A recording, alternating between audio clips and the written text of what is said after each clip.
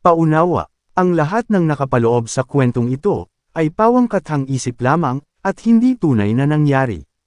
Salamat po.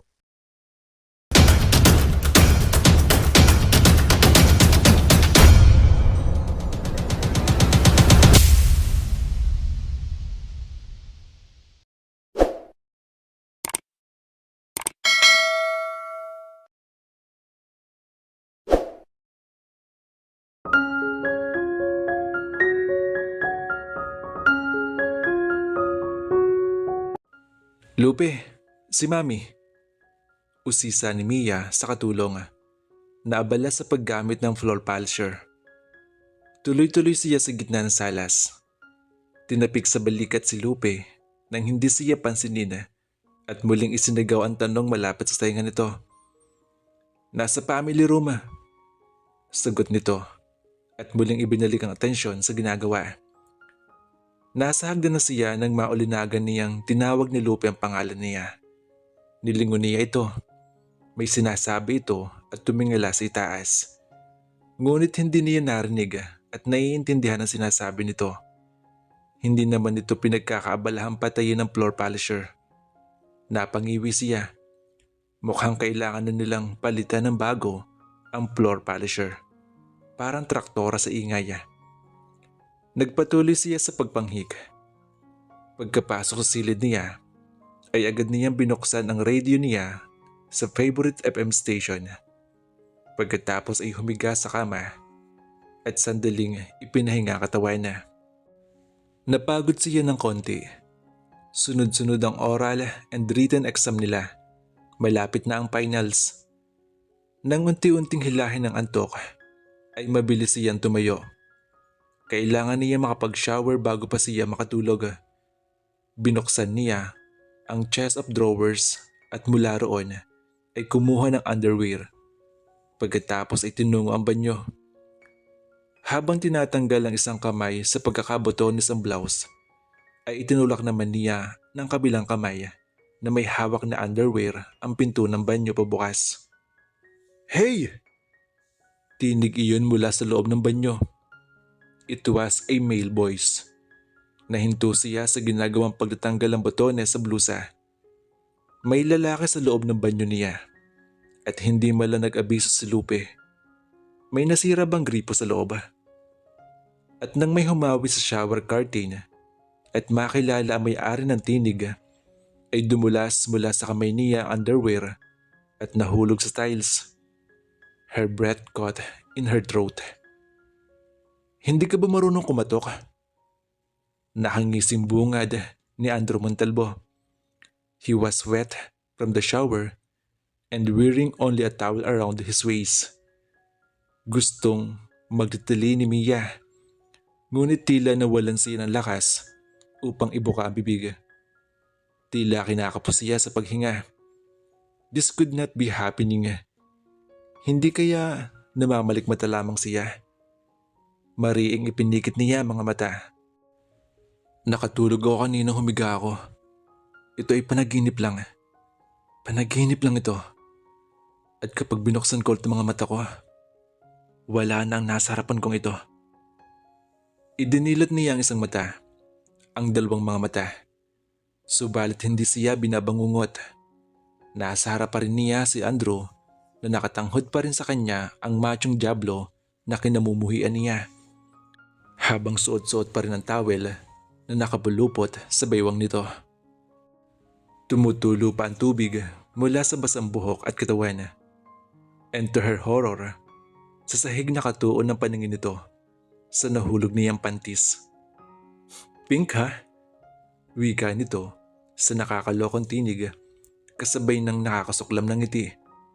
At pagkatapos ay ngunuso ang blusa niyang 3 botones na ang nagtatanggal at nakahantad na ang bra niya.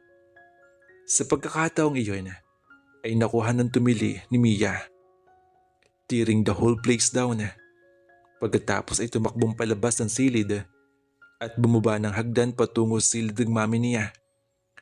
Mula nang mamatay ang daddy niya ay hindi na ginagamit ni Veronica ang master bedroom. Ang guest room na ang ginagawa nitong silid. Pabalyang binuksan niya ang pinto niyon. Mami! Mula sa panonood ng telebisyon ay nagulat na si Veronica sa narinig na sigaw ng kanyang anak. May demonyo bang humahabol sa'yo? Tanong ni Veronica sa kanya. Inabot ang remote control at hinanaan ng sound ng TV. Walang demonyong humahabol sa akin, ma. Pero may demonyo sa silid ko, sa banyo ko. Sagot niya. Anong ginagawa ni Andrew sa banyo ko, mami? Mia, hindi mo kailangan sumigaw. Sagot ni Veronica at tuluyang pinatay ang television. Calm down and take a breath. No, mama. I need an explanation and right now. What is the jerk doing in my bathroom? Mariing tanong niya. Bakit doon siya sa taas nakikibanyo? Naliligo. Hindi na niya alam kung ano pang sasabihin. Tumayo mula sa couch si Veronica at lumapit sa anak. Inakbayan siya sa isang balikat. Iha, dito muna sa atin titira si Andrew. Ano? Hiyaw niya bago pa man matapos ng ina ang sinasabi. Tama ba ang narinig niya? She had to remind herself to breath. Mom, what are you talking about? Anong ibig mong sabihin dito titira si Andrew? Patapusin mo muna ako magsalita, Mia. Mahinahong sabi ni Veronica. Pansamantala ay dito muna sa atin si Andrew. Mom, but why? Salubong na salubong ang mga kilay niya. May palagay siyang mananatili na ang kulubot sa noon niya matapos sila mag-usap na mag-ina. Nasa Hong Kong si Pernie, 3 weeks on a business trip. Mami, I don't believe this. Muling tumaas ang tinig niya. She couldn't be hearing all these things. Why do you have to be the one to take the responsibility? Na hindi mo nga kadugo si Andrew, di ba? Mia, saway ni Veronica. Bakit ka ba nagkakaganyan? Para naman kayo hindi magkakabata na yan. Dati kayong malapit sa isa't isa. Tama ka, Mami. Dati yon. She emphasized the 2 syllables with exaggeration. Past tense. Remember kung anong ginawa niya sa akin nung grade 5 ako? Hindi niya kahit kailan makakalimutan niyon. Magmula na mangyari ang ginawa nitong paghalik sa kanya sa treehouse, ay hindi na niya ito binati. At nagsimula si Andrew na inisin siya. Pinagtawanan siya ng buong klase nang isulat ni Andrew sa blackboard ang si Mia mukhang daga. Iha, anak, calm down. Ma, paano ako makakalma nito? Natatandaan niyo ba kung paano niya kinati si Cherry? Ang tinutukoy niya ay ang paborito niyang manika. Manika na sinira ni Andrew noong grade 6 siya. Naiwan niya iyon sa treehouse. Ay paano naman, lagi mo siyang tinutuksong negro. Isa talaga namang negro siya eh. Nagpapapadyak siya ng mga paa. Anyway, wag na natin pag-usapan ng bagay na yun. Ayoko si Andrew dito. 3 weeks? Ma'am, oh my God naman oh. Gusto niya magtatili sa ideyang iyon. Pinagdadasal niya na sana ay hindi matuloy ang pagtira ng lalaking iyon sa bahay nila. Besides, hindi ba niya kaya mag-isa sa bahay nila? Nariyan lang naman sa kabilang bahay yan Padarla ang pagitan. Goodness naman He's 19. Almost 20, Mami. Yung iba nga nagpapakasala ng ganyang edad eh. Iha, anak. Pinakausapan ako ni Pernie na mag-monitor kay Andrew. At hindi ko magawa iyon kung nasa kabilang bahay ito. Monitor? Bakit may sakit ba si Andrew? Let me guess. Sa utak yan, right? Sabi niya, sarkastimong tinig. Anak, don't be silly. Patuloy ni Veronica at amused na umiling. Kailangan lang na mamonitor ang pag-aaral ni Andrew, Iha. Graduating na siya. Kayo. Nag-aalala si Pernie na baka sa kulang 4 na buwang ipinagtitiis ay magloko na naman si Andrew. Mom, I don't care. He should have graduated 3 years ago. Kung hindi siya graduate ngayon, Problema na niya yun. Ay bakit ba ganyan na lang ang inis mo sa kababata mo ha? Bahagya ng tumaas ang tinig ni Veronica. Well, actually, ibinili lang sa akin ni Pernie na tingnan ang ginagawa ni Andrew. Lalo na kapag gabi. Nag-aalala siyang madala ito ng mga barkada sa bahay nila habang wala siya. You know, drugs and all that. Kaya ako na mismo nag-alok na dumito muna sa atin si Andrew habang kayo nag-alok, mami? Tumigil ka nga sa eksaheradang reaksyon mong yan. Babala ni Veronica. Eh ano naman kung ako? I'm concerned with him. He's a trouble kid, Mia. Her mother voice lays with concern and sympathy. But you can't be sure na magtitino siya habang narito siya sa atin. Patuloy niyang protesta. He could bring his gangs here. Nagbuntong hininga si Veronica. Nag-usap na kami ni Andrew, iha. Susunod siya sa mga patakaran ko sa bahay na ito. Lalo na ang curfew time. Hinawakan siya sa magkabilang balikat ng ina. 3 weeks is not that long, Mia. May pakiusap na sa tinig nito. Is not that long? Her mother must be joking. Hindi ganun kahaba ang 3 linggo.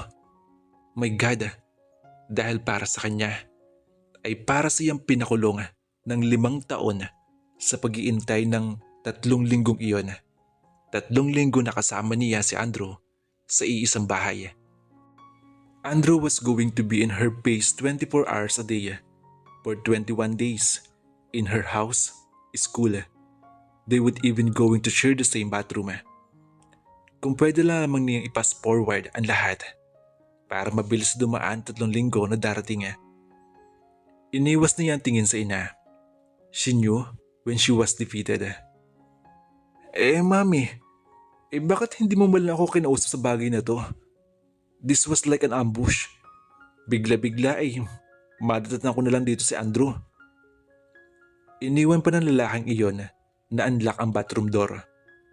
Paano kung hindi pa pala ito tapos maligo nung dumating siya at hindi nito narinig ang bubukas niya ng pinto? At pagkatapos ay hinawi niya ang shower curtain para tingnan kung sino naroon. May naglalaro ng eksena sa imahinasyon niya and that sense shivered to her body. Dahil alam ko hindi ka papayag, diretsong sagot ni Veronica. That's so unfair, Mami. Hindi mo man lang hiningi opinion ko.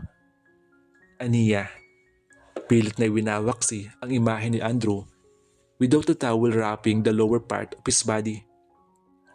So okay, kung hihingin ko ang opinion mo, papayag ka ba? Definitely not, mariit niyang sabi. Ayan, that's what I thought, wika ng ina.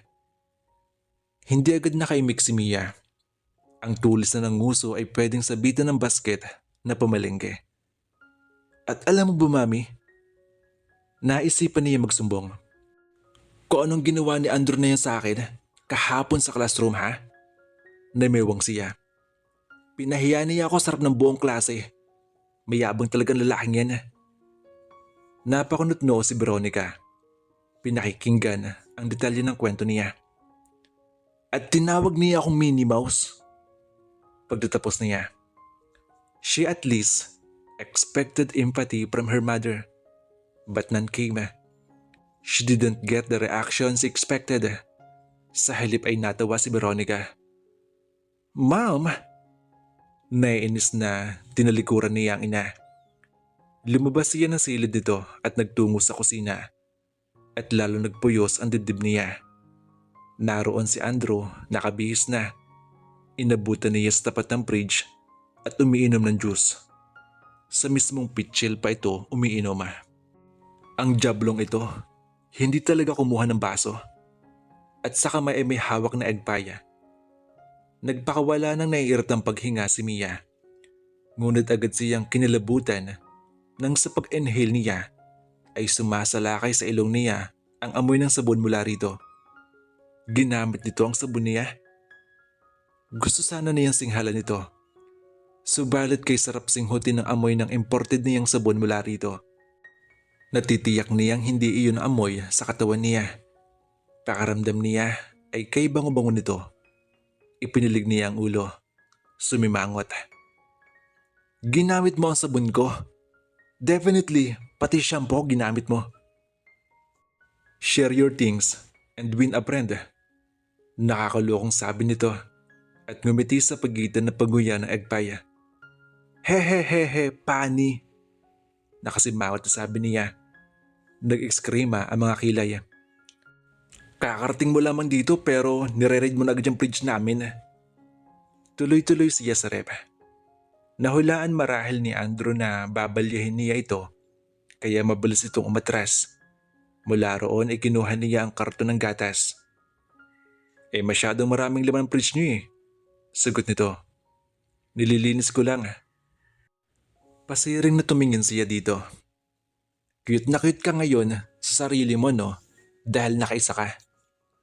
Lumakad siya patungo sa cupboard at kumuha ng baso at sinalinan iyon ng gatas. Matalim niyang sinulyapan ang juice container na hawak nito. Hindi ba uso ang baso sa inyo? Ngumisi ito. Ba't ba ako magbabaso? Gayong kaya ko naman ubusin to. Dagdag ko sin panilupi yun. If she didn't stop gritting her teeth, magkakabasag-basag yun. Next time na gagamit ka ng banyo, matuto ka mag-lock ha. Nagkipit ito. Old habits Akala ko'y nasa amin ako. Anyway, hindi ko naman pinulot ang andis mo. She started counting from 1 to 10.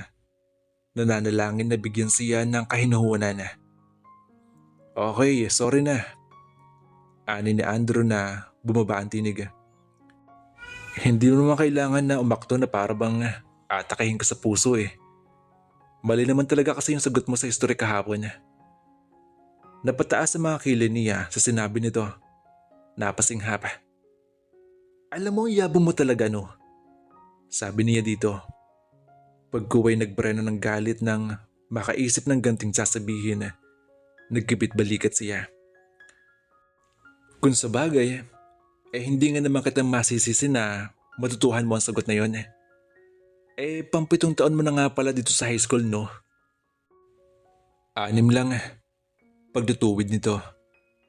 He was offended. Nakita ni Mia iyon at nasiyahan siya. Pero sandali lang ang kasiyahan dahil muling bumalik ang ngiti sa mga labi nito at humakbang palapit sa kanya. Ibinaba nito ang hawak na juice container sa sink counter. I stopped schooling, remember? Anyway, huwag na natin pag-usapan kung bakit nagtagal ako ng high school. He opened his arms to her and said gently, Why don't you give your old best friend a hug, sweetheart? I miss you, you know. There was something appealing in his voice. At kung nangyari iyon sa ibang pagkakataon at hindi siya ginalit ito, baka sakaling pumaloob siya sa mga bisig nito. Because if she were honest to herself, she missed him too. Che, hug mo yung mukha mo Halos pabagsak niya ibinaba ang baso at tumalikod. Don't worry, I won't tell the guys na kulay pink ang underwear mo. Ganti ni Andrew sa kanya. Pagkatapos ay sinundan iyon ng malutong na halakhak na tila kontrabida sa pelikula. Tinakpan ni Mia ang mga kamay ang tenga niya habang nagmamadali umakyat pabalik sa silid niya at diretso agad siya sa banyo. Nasahig pa rin ang underwear niya. Agad niyang pinulot iyon at inihagis sa laundry basket. Pagkatapos ay ibinagsak niya ang sarili sa kama. She inhaled and exhaled irritably. Napapikit siya ng mga mata. Humugot siya ng malalim na paghinga. I need sanctuary. A place where I can gather my thoughts and regain my strength. Inabot niya ang cordless phone sa ibabaw ng side table at tinawagan niya ang kaibigan. Hello, Anne. Lumipas ang mahabang sandali. We have been shopping all day. Pero hanggang ngayon, hindi ko pa rin maisip ang gagawin ko sa Andrew na yun. Niyakag niya magmalling sa Trinidad City si Anne upang mawala ang asar niya kay Andrew. So, couple na pala kayo ni Andrew ngayon ha? Tukso ni Anna. Excuse me. Pinandilatan niya ito ng mga mata. Ano nga yung plano mo? Ay do yun. Deal with it. Ano pa nga ba? She said in resigned voice. Imagine, share pa kami sa iisang bathroom. Nakakagigil tala. Natigilan siya ng mahagip na mga mata niya ang isang miniskirt na nakadisplay sa salamin ng isang designer's booth. Bigla nag-iba ang ekspresyon ng mukha niya. She said thoughtfully. Nakatitig siya sa damit. May size kaya sila? Tanong ni Mia sa kaibigan. Umikot ang mga mata ni Anna at sinundan siya papasok sa loob ng booth. Pero sa totoo lang Mia, Anito, guwapo si Andrew ha. Lalo kapag tinititigan ng matagala. Alam mo ba yun? Tall, dark, and gorgeous. Kakaiba ang anyo niya sa mga boys, diba? Latino. Kontra sa pagiging mistiso ni Brent. Pero, di ba sabi mo pure Spanish ang father ni Andrew? Bigla niya hinarap ang kaibigan na nakaangat ng kilay. Crush mo siya? Medyo lang. Tugon nito. Pagkatapos ay binigyan siya nito ng makahulugang tingin. Isusumbong kita kay Christian. Napangiwi si Anna. Open-minded si Chris. Totoo mag-boyfriend kami pero hindi naman ibig sabihin ay bawal na magka-crush sa iba, diba? Ako nga, kilala ko kung sino ang crush niya eh. Basta ang mahalaga, love namin ang isa't isa. Pagkatapos ay tinapunan siya nito ng mapanuksong itingin. Ikaw, don't you find Andrew very attractive? Ha? Napatirik ang mga mata ni Mia. Napapailing. Nakuha ang gustong ipakahulugan ng kaibigan. He's not my type, no? Okay. Kita mo namang hairdo niya, no? Hindi mo lang yata marunong magsuklay. Saka, napaka-uncool ng image niya. Definitely not my type. Turag, ew. At nakakainis yung kanyang the devil may care attitude niya. Mia, that is what made him so exciting. The bad boy type. Alam mo bang maraming may crush sa kanya sa campus? Medyo pasimple lang dahil alam mo na. Bakit ka magkakrush sa isang barumbado? Pero ikaw, alam ko mas kilala mo si Andrew kaysa ibang girls, diba? Sinalubong niya ang tingin ng kaibigan. Ngunit hindi pa rin naaalis ang panunokso sa mukha ni Anna. Ano ka ba? Ayoko ng ganyan joke ha. May boyfriend na ako. At saka ang layo-layo na Andrew na yan kay Brent, no? At ni Biro, ayokong ibiro mo sa akin yung jerk na yon. Napakabit ito ng balikat. Bakit ganyan ka mag-react? Nagtatanong lang naman ako ah. Kung hindi, di hindi. Ay nako, namaywang siya. Kaya tayo nagpunta rito para mag-unwind at upang kalimutan ang mayabang na Andrew na yon. Pagkatapos siya pa rin pag-uusapan natin. Drop na nga natin topic na yan. Sabi niya sa kaibigan at napapailing. Okay, sinabi mo eh. Sabi nito. Habang sinusundan siya nito, paalis sa booth na iyon. Lumipas ang ilang araw. Mia, tingnan mo yun no. Kinalabit siya ni Ann sa braso. Nang lingon niya ito, ay nakanguso ang kaibigan sa dulo ng koridor. Agad naman nasundan ni Mia ang ginuso ng kaibigan. Nasa dulo ng koridor si Andrew at kausap si Cathy, ang girlfriend nito.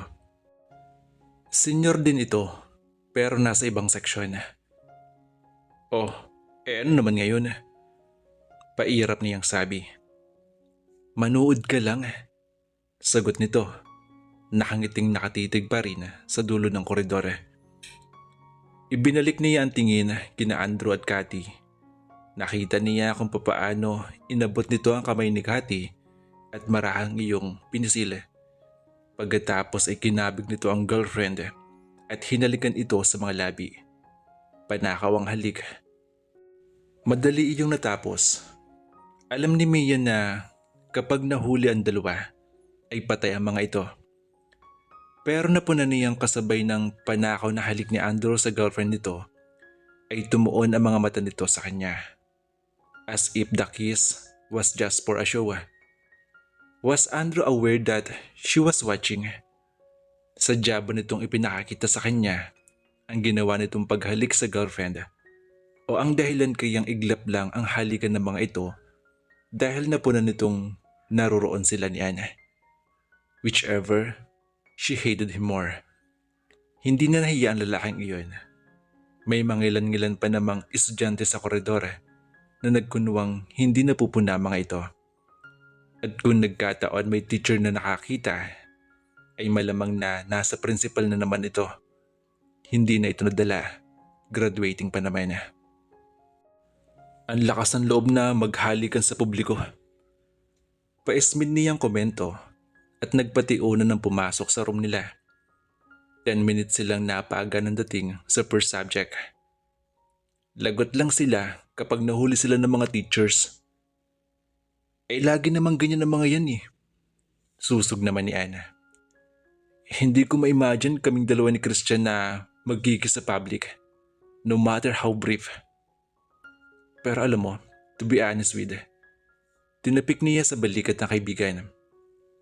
Sa lahat ng senior girls dito sa campus, ang Kati lang na iyan ang hindi ko talaga gusto. Ewan ko ba kung bakit. Natawa naman si Ann doon sa sinabi niya. The feeling is mutual, di ba? Pareho niya namang hindi gusto ang isa't isa. At ipinanggangalandakan pa ni Kati na yun, you're all beauty lang daw. Hindi siya sumagot dahil narinig na niya ang sinabing iyon ni Kati. Hindi niya iyon pinatulan. In fact, pinagtawanan lang niya iyon. Ang sabi niya ay insecurity iyon sa bahagi ni Kati. She was a threat to her dahil mas popular siya sa boys kaysa rito. Mula sa ibang eskwelahan si Kati at nag-transfer sa SIC last year. Una pa lang niya itong nakita ay natitiyak na niyang hindi na niya ito magiging kaibigan na. At alam niyang ganun din ito sa kanya. Kati was beautiful, mistisa, at may mamula-mulang buhok na hindi ginamito ng daya. She wore her uniform one size smaller to emphasize her curvaceous body. Bukod pa sa maganda, ay matalino ito, top-notcher sa klase, at bagaman transferee, ay natitiyak niyang makakuha ito ng honor sa graduation. And she was also this year's runner-up sa Miss SIC Beauty Contest. Kahit kailan ay hindi naman sinalihan ni Mia ang prestigious beauty contest na iyon sa SIC sa kabila ng panghihikayat ng ilang high school teachers. Hindi niya type ang anumang beauty contest. Besides, she was even popular than the Miss SIC winner last year, a junior student from college department. At lagi pinagmamayabang ni Kati na hindi man lang honor student si Mia. Lahat ay dahil lang sa history at mat na iyan. Pero hindi naman siya bubita na tulad na ipinahihiwatig nito. Kinasusuklaman marahil ni Kati na kahit ito ang kausap ng mga boys ay hindi maaaring hindi siya sisipulan o lingunin kapag nagdaraan siya, na hindi naman niya pinagmamarumot ang gantihan ng ngiti. Magkalayo sila ni Kati, who was a liberated type and a party girl. Mahilig sa gimmick and hangouts. Hindi minsan nakikita niya itong kasama ng mga barkada nito sa bayan sa Trinidad, sa cafe na malapit sa St. Vincent School. Kati was more comfortable with the boys as company, kaya marahil magkasundo ito at si Andrew dahil pareho ang hilig ng dalawa. Naging magkasintahan ng dalawa nitong taon lang na ito, at mula noon ay lalo na niyang kinamuhian si Andrew for falling for someone like Kati. Likas na popular si Mia sa male population sa campus. She was the prima and the proper type. Nasa pagitan ng konserbatibo at moderno. Marami man diligaw na hindi niya malaman kung paano itataboy. She loved JS proms and formal affairs. Why? She wouldn't miss it for the world na siya namang kinababagutan ni na Andrew at Cathy. So, kumusta na nga pala ang isang linggong magkasama kayo ni Andrew? Pukaw ni Anne sa pananahimik niya. Oh, that? Ay, worst ever. Sagot niya, kasabay ng pagbuga ng hininga. 1 week na sa kanila si Andrew. 2 more weeks to go. Simula nang makipinuluyan ito sa kanila, ay akala mo kung sino kumbaga asta. He suddenly became the king of the couch. Hindi na tuloy siya nakakapanood ng Nickelodeon dahil lagi siyang naunahan ito sa remote TV. Alam mo, hindi pa rin ako makapaniwala na hindi mo nakikitaan ng kagapuhan si Andrew yan. Panako ko nga tinitingnan yan eh. Gusto kong suriin kung bakit kay daming estudyante ang lihim na nagsisikuhan kapag dumaraan si Andrew. He is like a breathtaking specimen. Ani ni Anna. Breathtaking specimen. Bahagya ng laki ang mga mata niya roon. The image of Andrew's broad chest, covered by nothing more than a glistening sheen of water, popped into Mia's mind. Sa kaisipang iyon, may pakaramdam siyang biglang tumaas ang temperatura sa classroom. Breathtaking specimen? Ulit niya. Pagkatapos ay napailing siya. Ay, kawawang Cathy. Pag nalaman lang niya kung anong klaseng tao sa bahay si Andrew, baka ma-turn off agad siya. What do you mean? Interesadong tanong ni Anna. Nako, wag mo nang alamin dahil hindi mo magugustuhan. Nakasimangot na sabi niya. Sumandal siya sa upuan at pinag-cross ang dalawang mga braso. Napakababoy niya. Baboy? Pag-uulit ni Anna. Oo, napakababoy. Napakaburara. Ang kanyang room. Ay, daig mo pang figure eh. Ang dumi. Tsaka alam mo ba, parang hindi marunong maglinis. Ewan ko ba sa taong yun? Okay naman sa itsura. Pero pagdating sa kanila, daig mo pang walang pakialam sa mundo. At naabutin siguro si Lupi ng 24 oras bago malinis yung kwarto niya. He's just not a boyfriend material, no? Talaga? Agad na napangiwi si Anna. Napangiti naman si Mia. Alam niyang turn off sa kaibigan ang ganun type ng mga gayam. Paano mo naman nalaman? Pumasok ka ba sa kwarto niya? Dudang tanong nito. Of course not. Mariin niyang tanggi. Baka hindi na makalabas ng buhay roon. Baka nga nesting place na ang reptiles yung kwarto niya eh. Ba't mo nasabing marumi yung kwarto niya? Baka naman sinasabi mo lang yan kasi galit ka sa kanya. Kasi lagi naiiwang bukas ng pinto sa kwarto ni Andrew, sabi niya. At dahil magkatabi ang silid namin, natural na nasisilip ko yun. And we share bathroom, remember? At yung briefs niya, yak! Iniiwan nakakalat sa bathroom tiles. Ay, ganun ba? Napabuntong hininga si Anna. Sapo-sapo ng mga palad ang mukha. Ayoko na nga sa kanya. Stick na ako kay Christian ko. Sinabi mo pa, good ka dyan sabi ni Mia dito. Pagkatapos ay palihim na nilingon si Andrew na nasulyapan niyang pumasok sa backdoor ng silid. Nakaupo na ito sa sariling upuan. Hindi niya alam kung saan talaga nakatingin ito dahil nakashade sa loob ng classroom. Marahil sa kawalan. But why was that stupid grin on his face? In love nga ba talaga ito kay Cathy? Kaya kahit nag-iisa ay nakangiti. Napairap siya rito sa naisip. Bagay naman sila. Ngunit agad na nawala ang atensyon niya kay Andrew nang pumasok sa klase si Mr. Nugget, ang kanilang algebra teacher. Dala ang result na exam nila. Nagkatinginan sila ni Anna, parehong kinakabahan. Please, pass. Ani ni Mr. Ngunit sa isang estudyanteng nasa front seat at ibinigay dito ang test paper nila. Nilingon ni Mia si Andrew na pangalawa nakatanggap ng test paper. Kitang-kita niya ang pagtaas ng mga kilid nito na sinundan ng kampanteng ngiti. Meaning, pasado ito sa exam. Siya kaya? Napalunok siya ng sarunan nila ipinamamahagi ang mga test paper. Inabot niya sa kanya.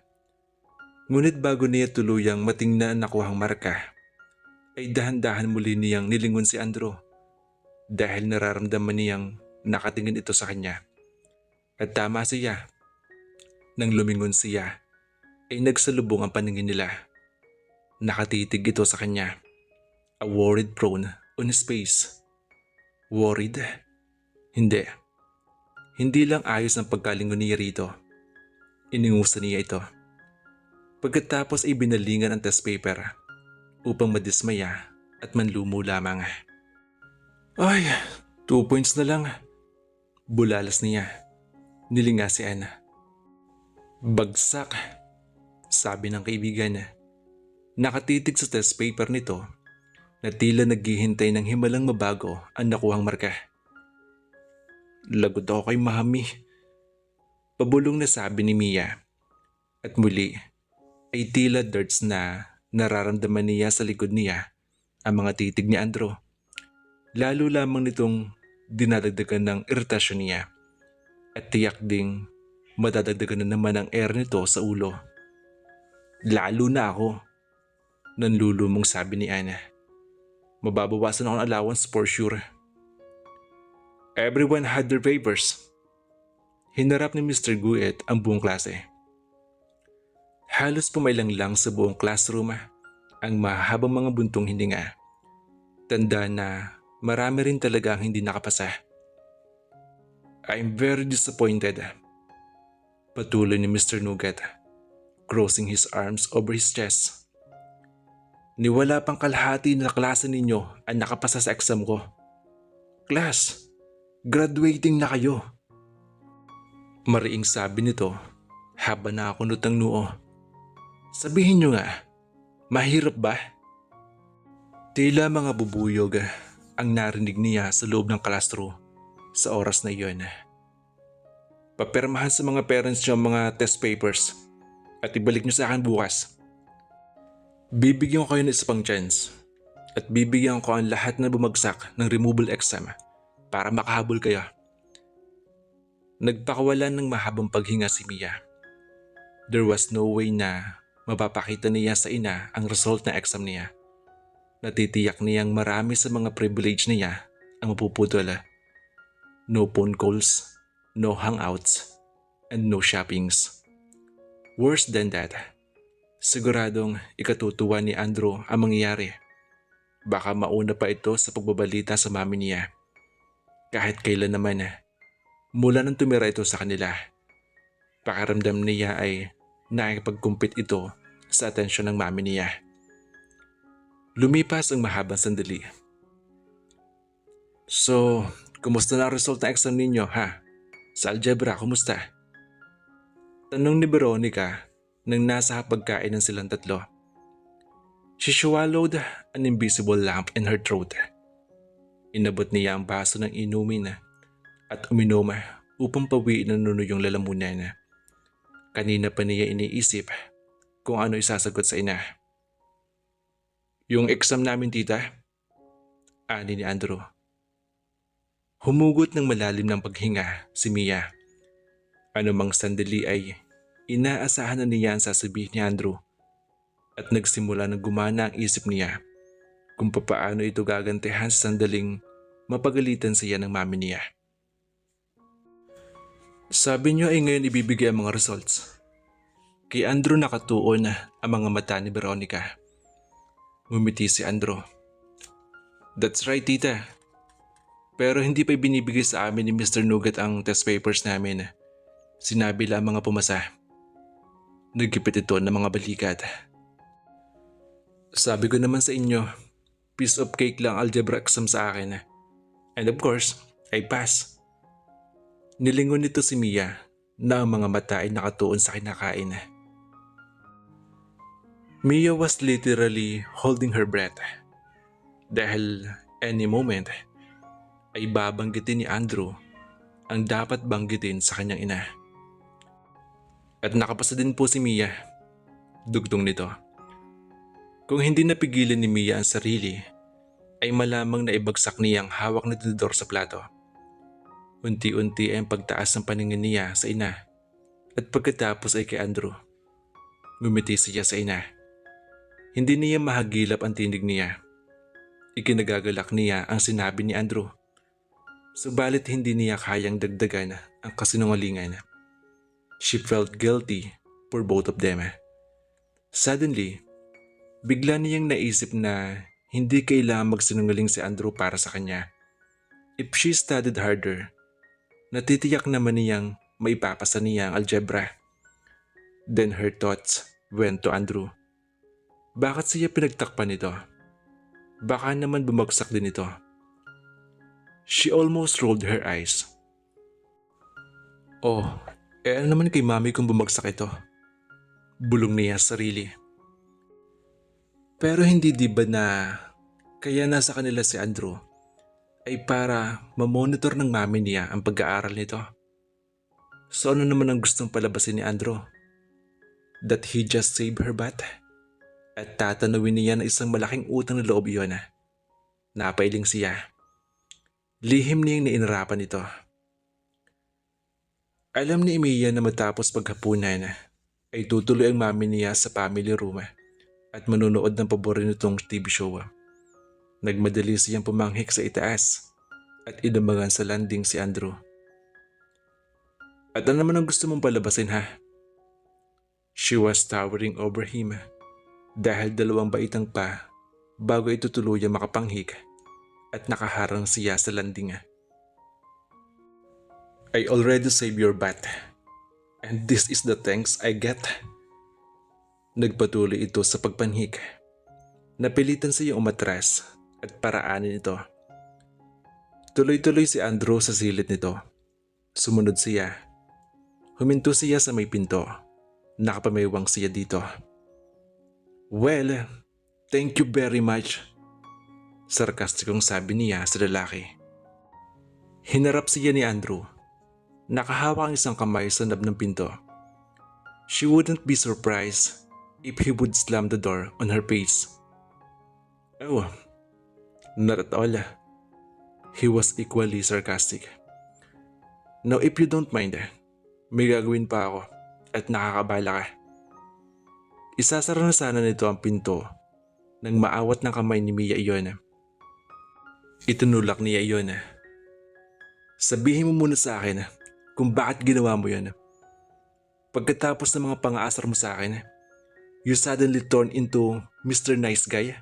Anong motibo mo? Hindi agad sumagot si Andrew. Nakatitig lang ito sa kanya. And oh my God, may kung anong bagay ang tila bumara sa lalamunan niya na mag-angat siya ng tingin at salubungin ang titig nito. Napalunok siya. Ngayon lamang siya napatitig ng matagal kay Andrew. Her mind searched for something to say. Kailangan niyang may masabi. Kung sa tingin mo'y tatanawin ko ang utang na loob iyon, pues nagkakamali ka. Isang naiiritang paghinga ang binitawan nito. Hindi ko ipapatanaw sa iyo ang ginawa ko, Mia. Hindi ko gusto magsinungaling sa mami mo. I feel so guilty. Dahil hindi tulad mo, ang tita Veronica ay mabuti ang pakikitungo sa akin. Ouch. The words hit home at hindi maiwasang masaktan sa sinabi nito. Pero mas pipiliin niya na maging bato na lamang sa harapan nito kaysa ipakita rito na nasaktan siya sa sinabi nito. Gano'n naman pala eh. Bakit mo ako pinagtatakpan? Kaya ko na may pangatiwir ang sarili ko ah. Pangungulit niya. She wanted to know why he lied for her. Mia, pwede ba? He said impatiently, throwing up his hands. Nasa mukha ang irritasyon. Still, Ang mga mata nito ay nakatutok sa kanya. If you are making a big deal out of it, then go and tell your mother the truth. Bawiin mo kay tita ang sinabi ko. Alam mong hindi ko magagawa yun. Gano'n naman pala eh. What is it with you? Bakit kailangan gawa mo ng issue ang lahat ng mga bagay pagdating sa akin? Hindi nito hinintay na sumagot siya. Isinara nito ang pinto at mabilis na inalis ang kamay sa hamba. Kundi ay may ipit iyon. Naiwan nakatitig si Mia sa pintong nakasara. Alam niya makulit siya. Hindi niya alam kung anong hinihintay niyang isasagot ni Andrew. Bigla ay kinalilito niya ang nararamdaman. Hindi niya mabura sa isip ang paraan nito na pagkakatitig sa kanya. At bakit bigla ay parang gusto niyang mahiyang tinititigan siya nito ng diretso. Kung hindi niya pinairala katarayan, she would have shrink away from him. Hoy Mia! Napapitlag siya nang marinig ang tinig na iyon ni Luby. Bakit nakatitig ka diyan sa pinto ni Andrew? Tanong nito. Sa mga kamay ay bitbit ang walang lamang laundry basket niya. Wala. Maikling sabi niya. Inaway mo na naman yung tao ano? Sermon nito. Ngunit wala na itong idunugtong pa. Dumiretso na ito sa silid niya upang ibalik ang laundry basket. Palabas na uli si Lupi ay nanatili pa rin siya nakatayo roon. Nakatitig sa pinto ng silid ni Andrew. Slowly, she walked towards her bedroom. Muli, ay naisip niya ang mga mata ni Andrew na nakatitig sa kanya. At parang nararamdaman niyang nagtatayuan ng mga balihibong pusa niya sa batok. There was something inexplicable on his eyes as he gazed at her. His eyes sparkled. Yes, she could swear it did. Napangiwi si Ron. Ganon ba talaga siya ka-inlove kay Kate na iyon? Naisip niya. She had read somewhere that people's eyes sparkle when they were in love. Andrew was so happy and in love. Iyon ang dahilan kung kaya ipinagtatanggol siya nito sa mami niya. Love can do wonders to people. Iyon ang sinasabi ng maraming tao. Napanguso siya. Naisip niya si Brenda. Bakit parang wala yung sparkling na bagay na iyon sa mga mata ng nobyo niya? Agad niyang inabot ang extension phone sa study table niya. Tatawagan niya si Brenda. Bigla kasi niyang namiss ito. Hello? Ang tinig sa kabilang extension. May gumagamit sa linya. At si Andrew yun. Mia, I have Kate on the line. Sabi nito. Oops, sorry. Mabilis na niyang paumanhin. Dali-daling ibinalik sa cradle ang telepono. At napangangasiya nang ma-realize ang kanyang ginawa. Nagsorry siya kay Andrew. Nagpaubaya siyang gamitin muna nito ang telepono. Why oh why? Siya ang prinsesa sa bahay na iyon. Ano ba nangyayari sa kanya? Bakit nagkakaganon siya? Pamula nang dumating ang Andrew na iyon sa bahay nila.